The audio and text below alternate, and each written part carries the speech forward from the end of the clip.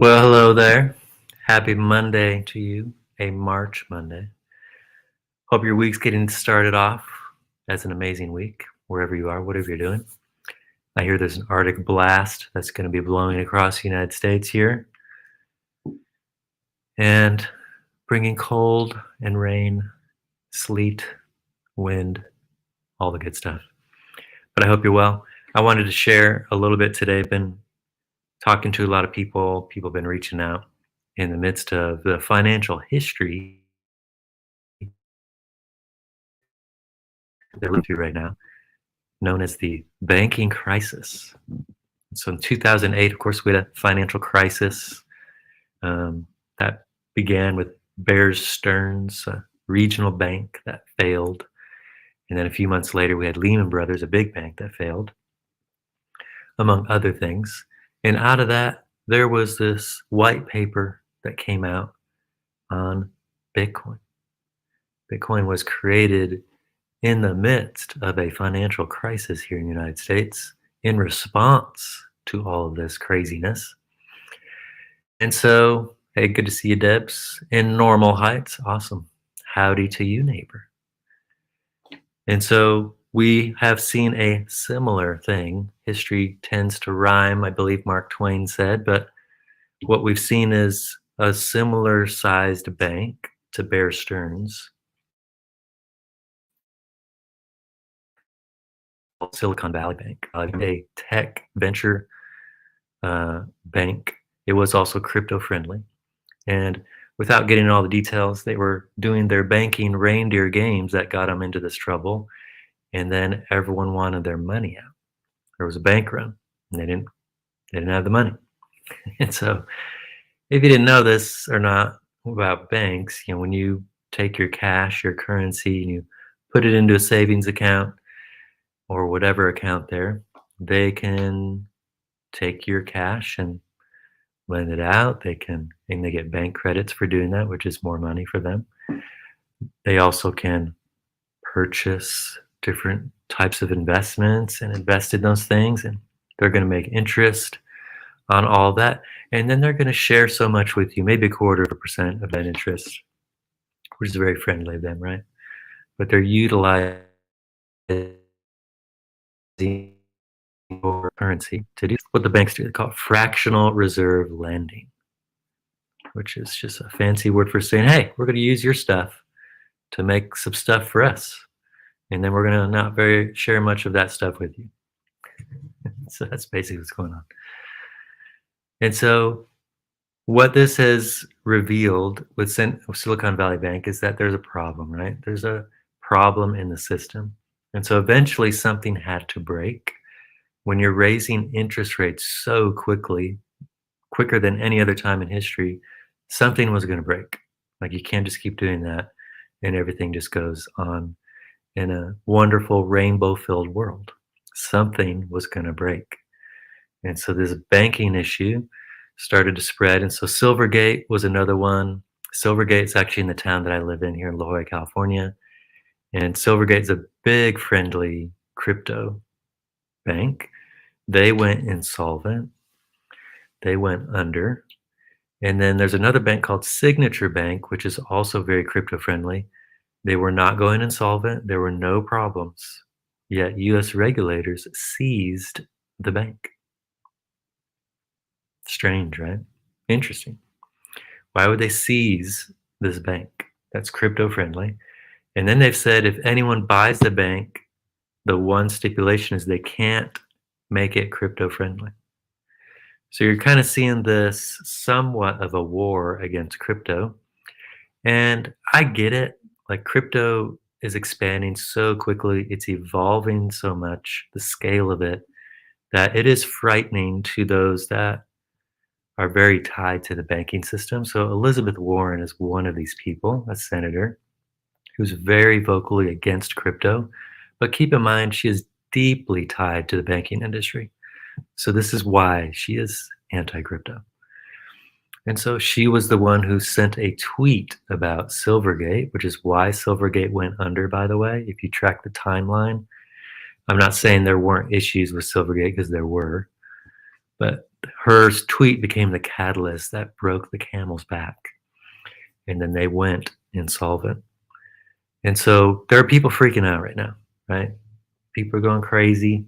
There's droves of people moving their money out of regional banks, smaller banks into the big ones, Chase, Citibank, Wells Fargo, and Bank of America, which are the pillars of the Federal Reserve. These banks are not going to go down. They will not let the big banks go down. And so this is why a lot of people are moving their money over. If you're kind of in that space, just one thing I'd say is just relax, okay? If you have less than 250,000 in an account as an individual or less than 500,000 in a joint account, like you're fine. It's all insured. You're going to make it. Like the Fed has already said they're going to make sure everyone is going to be okay. But with that said, there was an interview with Janet Yellen. She was being grilled at a Senate hearing. I think it was the Oklahoma senator. He asked her point blankly, and this was kind of funny exchange because out of all the questions she was preparing for, this is probably the one question she was going to get, and she acted like she had no idea how to answer the question. And this guy says, "Hey, so all my regional and local banks in Oklahoma, are you just going to let these banks go under?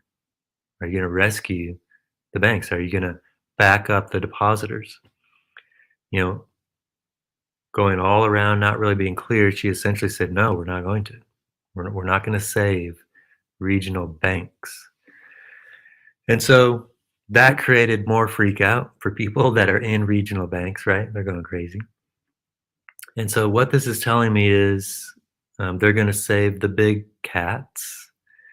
And so you've got big money, business money that's moving all their stuff over, which makes sense. I understand that. But keep in mind that the Fed is kind of in a difficult, even arguably impossible situation here. You have really high inflation, even though it's kind of coming down. They continue to redefine what inflation is, by the way. So even redefining what the numbers and the measurements are. So pretty funny, but there's still high inflation. And then on this other side, you know, unemployment is still very low, which I know this is going to sound bad, but that's not a good thing right now. Unemployment has to go up, or there's going to be even more problems. And so until unemployment goes up, it's like they either have to keep interest rates where they are. You know, they're not going to be lowering interest rates anytime soon. Now they could pause after this week. There's another interest rate meeting on the 22nd of this week. That is 2 days from now. And so most believe they're going to, well, I'd actually say right now, most believe they're going to pause. I don't think so. I think they'll do one more interest rate hike at 0.25%. I think next month they'll pause and they're going to see where things are. Some more things are probably going to break along the way in the economy. And so one of the things I'm paying attention to is called REITs. These are real estate investment trusts. This is always an indication historically if there's problems in real estate. And it is not looking good on these REITs. Not chart. Most of the economy of the United States is built off of real estate. And so if there is real estate problems, there will be problems all over the place. Now, again, Bitcoin was created 2008 in the midst of a financial crisis. So Bitcoin is going crazy right now. It is soaring. It's went up over 40% in a very short period of time. It went up $10,000 in 3 days per coin. Okay. Why is this? People are not trusting the banking industry. People are freaking out about the US dollar. Are they going to start printing again? You know, eventually they're going to have to start printing again. I don't think that's going to happen until 2024, personally, unless something really crazy happens this year, which, hey, it's possible. But if we kind of see the typical things here, I don't think they'll start printing until 2024, which is interesting to me because in 2024, Bitcoin, which happens, that is where the supply for the miners' rewards is cut in half and becomes a catalyst for the next bull run. And so if you've got that coupled with printing money, just understand crypto will go absolutely crazy. Okay.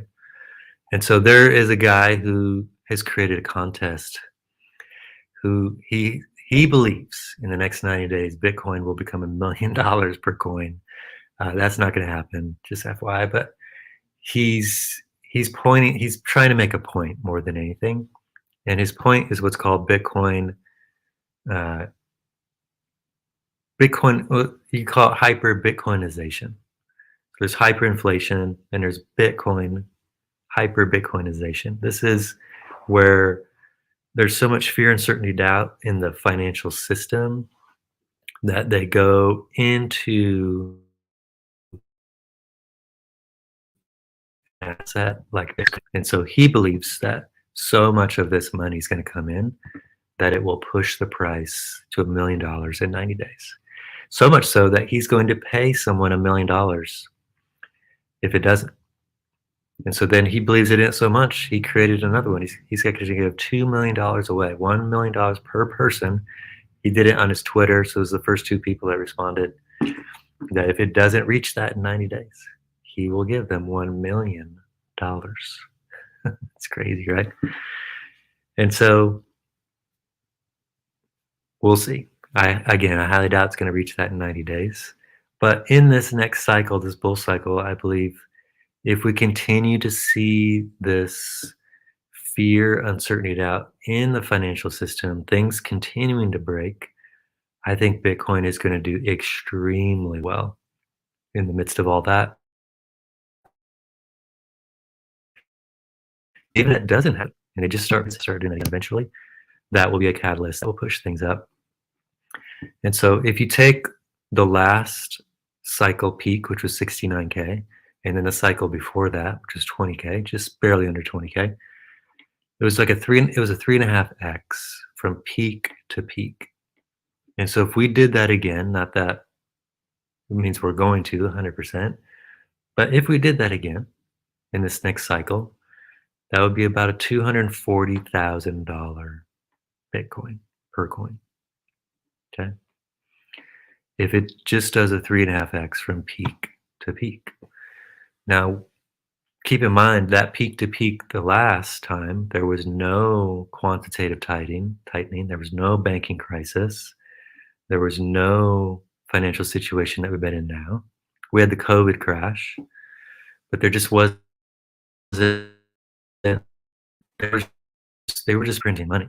Bitcoin has existed really in a perpetual environment of printing money.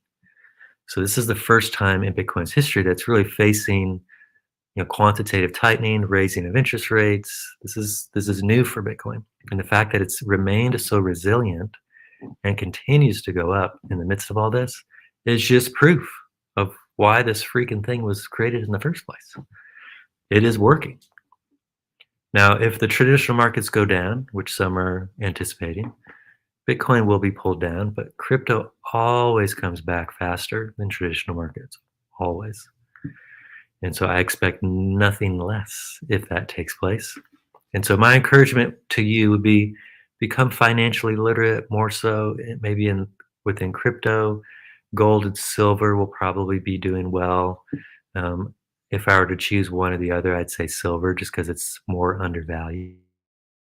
And you can get it. That's the best way to do that versus getting stuff online. You'll get better deals, build a relationship with that person. You'll definitely get better deals and kind of be in the mix and all that stuff. If you want to be a part of a community that's learning about crypto as it greatly and quickly expands and evolves, as well as prophetically praying, we've been having some amazing prayer times together. I would encourage you to get connected to a thing called Abundance Intelligence Briefings. This is where we meet every single month on Zoom. We talk about what's happening in the space, which is always expanding. And then we take time to pray. And our prayer times for the last few months, honestly, have been super powerful. And we ask God if people see things and they sense things and super powerful. And so I would encourage you to get connected to that. I'm going to put a link here in the comments here in a moment. But if you just go to my website, iborm.com, click on courses, scroll down, you'll see a thing called Abundance Intelligence Briefings. This is where we're diving into all things crypto and praying into that space, which is awesome. And so I would highly encourage you to check that out. There's some amazing people from all over the world that are part of this. And if you're like, hey, I don't know much about crypto, that's awesome. There's people that are brand new to this. There's people that have been around for a long time. And so it's a great mix of people and experience. And that would be super wonderful. So I'm just going to hang here for a moment. If you got questions, if you've been freaking out, maybe you've been watching some YouTube videos, maybe after watching those videos about the financial issues that are happening right now, the Fed's not going to let everything collapse. They're just not going to do that. Okay. So some people are just calling for everything's just going to totally collapse, and they're not going to let this happen. Okay. They're not. So we're not going to live in these extremes. They always historically we land in a middle space, which means some things are kind of continue to break in the system because they have to, and then they're going to come swoop in and rescue things. One theory is that the Fed created this mess, which I would agree with, and now they're having to clean it up, the mess that they made. And then another theory alongside that is that they are using this as a means to usher in their central bank digital currency. I would agree with that. If you're wondering what in the world is a central bank digital currency, well, they want to digitize the dollar. USDC is one of the main crypto stablecoins. This will most likely become the US dollar. USDC was depegged recently and they saved it. That's just more proof to me that they want this to become the digital dollar. But central bank digital currencies are going to start popping up all over the world. These are very centralized currencies, very controlled. I do not want to participate in these. And in China, they've been kind of testing it out. And what's crazy there in China is they've actually forced people to spend that currency or they lose it. Like you can't save it. You can't use it to save. You have to spend it. Isn't that crazy? They delete it from their account. So there's legitimate fears around a central bank digital currency and what measures of control and manipulation would be present. And so, again, crypto is the answer to that problem because it is a decentralized, not all cryptos are decentralized, but most. Bitcoin is a decentralized dynamic. No government can control it. No institution can control it. No bank can control it. You are in control. It is called sovereignty, my friends. And so in a day and an age globally when in many places around the world people could never own property, Bitcoin affords the average person, if they've got an internet connection and they property in the form is like owning property. It's awesome. So if you want to learn more about it, click on that link that you see there. That starts with https:// Brian Orm. Check that out. Otherwise, peace, be blessed, have an amazing week, and be at rest with what is happening. God wants you to prosper in every season, to not be driven by fear, to not be driven by anxiousness or the fear of anyone else, but to be able to prosper in all ways. So peace, everybody.